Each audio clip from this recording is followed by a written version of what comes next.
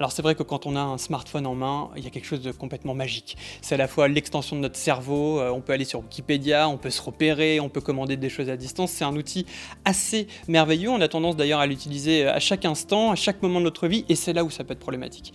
Parce que quand on se rend compte le temps qu'on y passe, parfois plus de 4 heures, 5 heures, 6 heures par jour, on se rend compte que cet iPhone devient aussi, ou ce smartphone devient aussi le recours systématique au moindre moment d'ennui, de pause qu'on ne vit plus.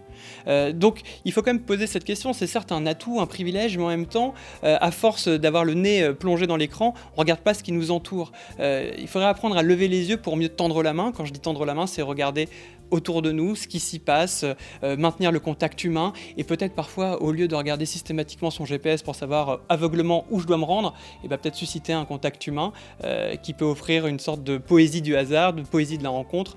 Donc laissons aussi un peu cette magie du téléphone portable pour affronter la vraie vie, ça peut être riche en bonnes surprises.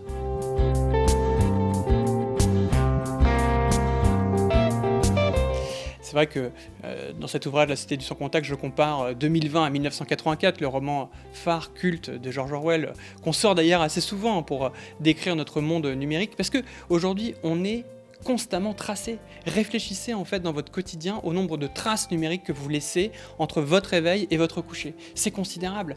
Vous faites vos courses, vous commandez des choses à distance, vous allez sur un site d'application de rencontre, vous prenez un Uber, vous regardez votre GPS, vous rentrez chez vous, vous checkez votre iPhone dans votre lit, vous appelez une commande sur l'assistant vocal, vous allez sur Google, tout ça, en fait, vous y laissez des traces. Donc on est constamment sous une forme d'observation. En fait, on pourrait dire qu'on est dans une forme de liberté surveillée, c'est-à-dire qu'on bouge, on navigue, mais quelque part, on nous trace, on remonte nos pas à des fins commerciales.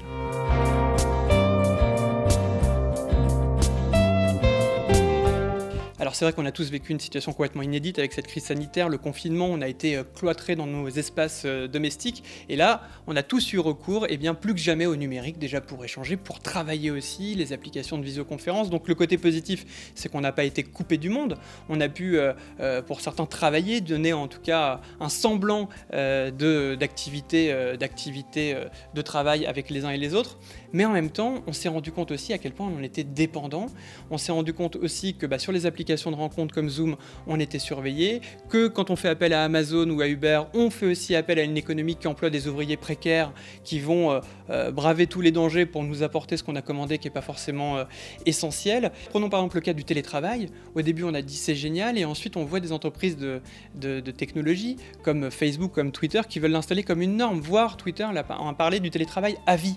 Mais qu'est-ce que ça dit, le télétravail à vie ? Ça dit aussi que l'individu n'est plus au sein d'un collectif dans un espace physique, mais il reste seul chez lui face à son écran, et le jour où il n'est pas là, personne ne le remarque, le jour où il est malade, personne ne le remarque, et le jour où il se fait licencier, personne n'est là pour le pleurer. Donc le télétravail, c'est aussi une forme d'invisibilité du travailleur qui nous emmène à une forme de paroxysme de la société du sans contact.